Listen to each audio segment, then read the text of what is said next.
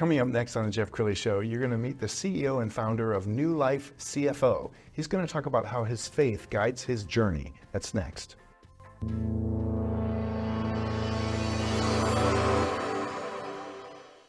Many are predicting that the worst is yet to come, which is unfortunate, said one person here.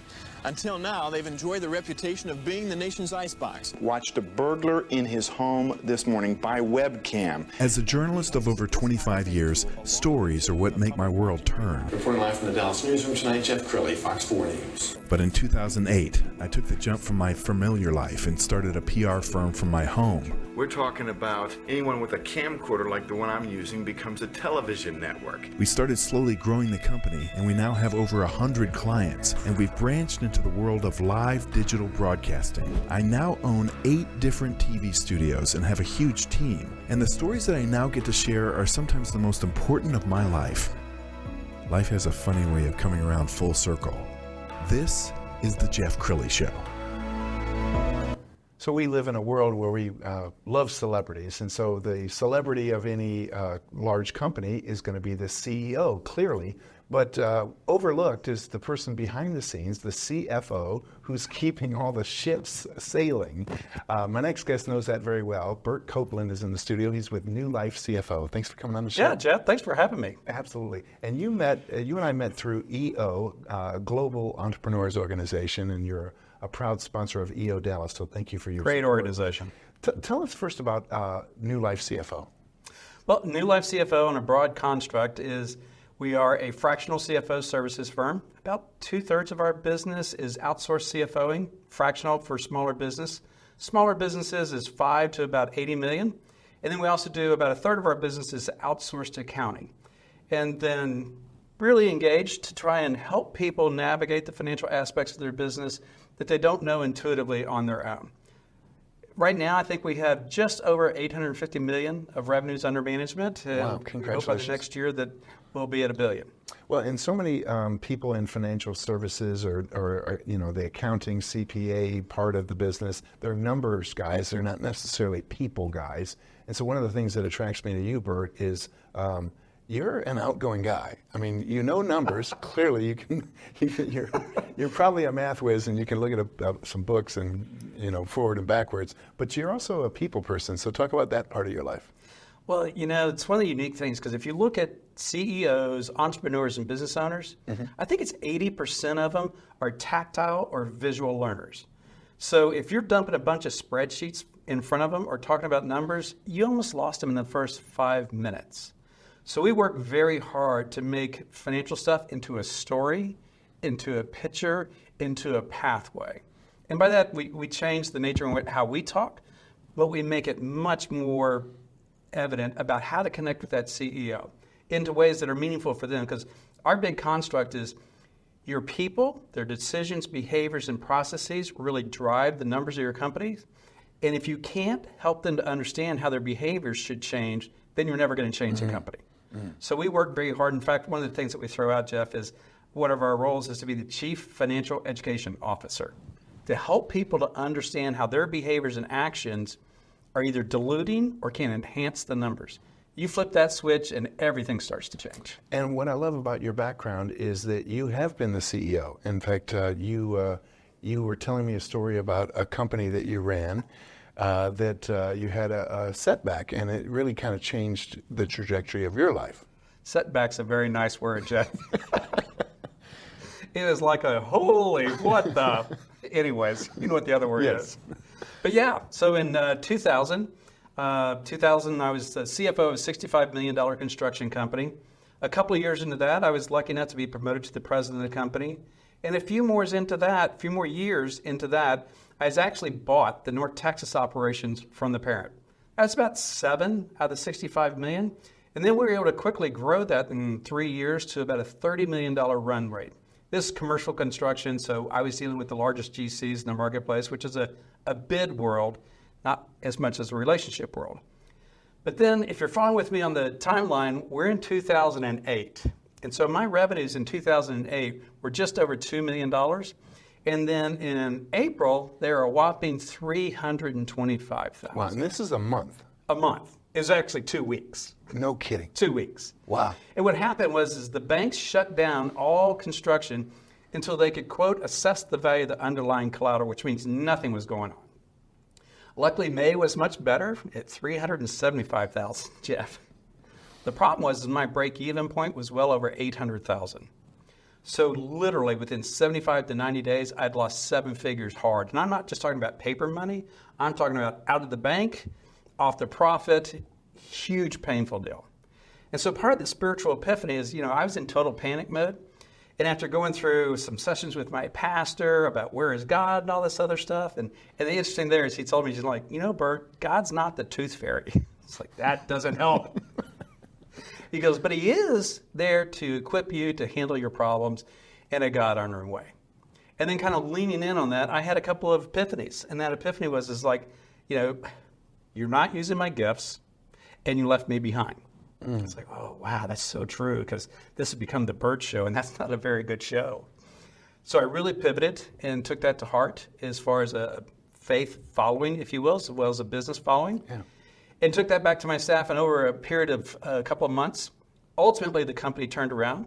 I had experience in turnaround, but I also had great staff. So it's hard to do anything without great staff. And so going into 2029, we got it turned around. In 2009, ended up being my best year ever. But I still had that epiphany about, holy smokes, man. If I can step in that bear trap and barely get out, and I have a lifetime post-college of financial accounting, financial leadership, and management. If I can step in that bear trap and barely get out, what about the average entrepreneur? Yes. Right? So I became very impassioned about that, about we got to help these people avoid the bear trap. And from that experience, it kind of leads into our mission statement. So our mission statement is to use the God-given gifts that we're given in financial management to engage others in a God-honoring way, and then to proactively engage our clients in a carefrontational manner to make sure that their aspirational goals get realized. No, I love your mission statement, and let's dig down a little deeper since we're talking about your faith. How does it guide your life in terms of the clients that you take on and how you care for your clients? We take it very seriously that we're supposed to lead in a God-honoring way. And that means it's not our agenda, it's their agenda, and it's also his agenda. And so, frankly, in a lot of meetings that I go into, and I got a big ego, Jeff. Like, if you knew me well, you'd know it's a big ego. But I literally will say a prayer going, I really need the Holy Spirit to be guiding this conversation and not my ego. And it's amazing how good those meetings go, because now I'm listening with that spirit and not my ego. Wow. So it's a totally different thing. And I've never had those meetings go bad. I've had Burt-led meetings go real bad. I've never had a spirit-led meeting go bad. Thank you for sharing that with me. I'm gonna borrow. I'm glad you asked. Okay, so I want to scroll down your website, because tell us about the company that you've built. What kind of clients do you like to work with? Give us an idea of your avatar. Sure. So I'll start out with how we engage. Yeah. So one of the things that we look for is kind of a reflection on my experience. We want CFOs that have also had an operating experience in their background. So that means in addition to being an outstanding CFO, they've also been a COO or perhaps a general manager, a president. 2 of us have owned our own companies. Because we think it's really important for us to be a great, empathetic financial partner, to have spent some time on the other side of the desk. We know what keeps people awake because we were kept awake. We know what it's like to manage those diverse functional areas because we had to manage those diverse functional areas. We know how to talk to those diverse functional areas, not like an accounting geek, Yes, right? Like a human. I know that sounds bad, but No. we all know it's very true that accounting and finance people don't talk like humans. And just for you to be able to commiserate with your client and say, look, I've walked more than a mile in your shoes. Right. I can see why you're very successful. Another reason he's so successful is because of his dream team. So we're going to pull up the team page of his website. And as we scroll down this, talk about the kind of talent that you like to attract. All right, these 2 people are phenomenal. Deborah has been a COO, CFO in a variety of deals. She comes from GE Capital and some major banks. So she's seen some large, sophisticated organizations And to bring that kind of leadership and management expertise into my little itty-bitty island of a world is fantastic. Because most entrepreneurs hit this deal about, my growth plateaus. And it's not really your growth plateaus, your talent plateaus. So she's been fantastic. The gentleman on the right is Wayne Scott. He's been my number one CFO since forever. He is not only brilliant at numbers, he actually is brilliant in emotional engagement with our clients. And in fact, because of his expertise, we now have a training program for CFOs that come on that he leads that teaches them how to emotionally engage with the CEOs so that we can get through the vulnerability and start getting to what really matters. That's awesome. Who else? Brian over there, he's another one of our CFOs. He's a great guy, really humble and quietly very powerful. He's one of those guys that he'll smile at you and says, that's not going to work. And then Sandeep Kaur, she is the brains behind my brawn, if you will. So she's our certified financial analyst. She builds a lot of our financial models. And she also manages a database where we put all of our clients through and builds out the analytical engines for everyone, which is great because she takes that away from the CFO so I don't have to do it. But it also makes sure that now all of our clients are on the same analytical platform, and we could start benchmarking across a wide platform. Right now, I think we have like 120 companies that are in the database, so that's also great. Well, and you got to be so pleased that these very talented people decided to give their talents to you. So talk about your role and how you keep and retain the best and the brightest. Oh, I'm on my knees all the time about that. I don't know how. No, but, for me, it's like I want a place where I want to work in. If it's really tight, it's too structured, and we're only talking one level up or down the work, I don't want to work there. That is just not fun. Work needs to be fun. Work needs to be value-oriented, and I need to feel like I'm fulfilling my own best and highest use. Wow. So I try to engage everybody like I want to be engaged with. I will call them up, just say, hey, how's your day going? And yuck it up with them. Because that lowers the barrier. And as you lower the barriers, you're also increasing the probability that you can talk about the real stuff. Because now I'm not a boss. I'm just another dude that can kind of be funny at times. But I'm interested in them. And I'm truly interested in them. Okay, tell me one of your favorite client success stories without naming the client. But what's one of your favorite victories over the years? This one's pretty quick.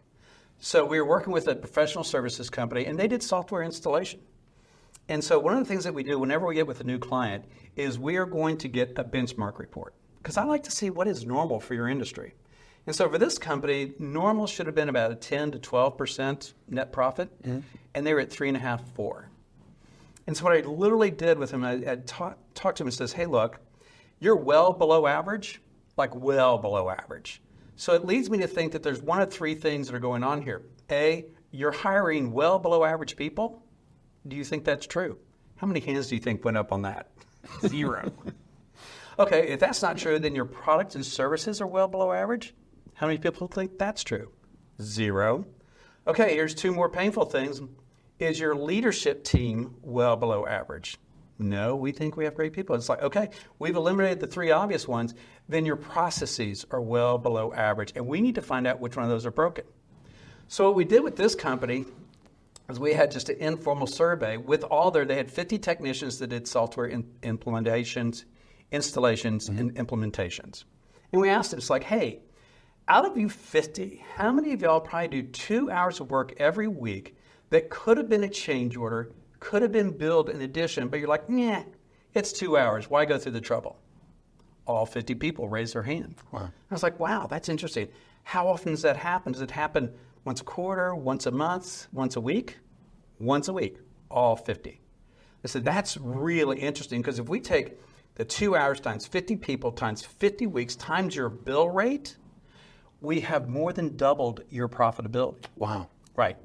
Because all that money drops to the bottom line. All of it. Because I've already paid for all the people that produce it. Right. And they're like, oh my gosh, it's that simple to radically change my profitability. And so immediately it started going to change. And that's really the gratifying thing is when you communicate like a human instead of an accounting debit credit geek. Yes. you actually get people to change their behaviors. Wow. No, I'm blown away. That was I love that story. Okay, in the final 2 minutes, Burt, look into the camera on the left and talk to the person who might need to bring you in. Some of the most important things, there's really two things that drive people to need a fractional CFO, whether it's us or any of them. Number one, you're in pain, right? Things are not working out. Like the key question I'll ask an entrepreneur is like, tell me why you created this company. And I'll get their grand vision. And then I'll ask, are you there yet? And it's no. And then I'll ask, why not? All these obstacles come in, it's like, okay, we need to help you break down those obstacles. Sometimes those obstacles, they're in deep pain, like financial pain. They're in crises, and they need somebody to help navigate it out because they're playing in a world that they don't know how to play in. That's a critical place to be. The other part is, I'm obviously average, older than the average bear, and these people are getting close to selling their companies. It's like, don't wait until the offer comes to assess the value of your company. Assess it now, and then assess how to build the value of your company so you will exit well and not just exit. And that's a really big deal because, again, we go back to we're here to fulfill your aspirational goals, not ours. So those are the 2 or 3 areas in which people these are triggers in which we need to engage. Wow, I'm so impressed with you, Burt. Thank you so much for sharing your heart and your wisdom with us and your faith. We're going to end with his website, which is newlifecfo.com, the great Burt Copeland. Thanks for coming on the show. Thank you, Jeff. I appreciate it. That's it for now. Take care. We'll see you next time.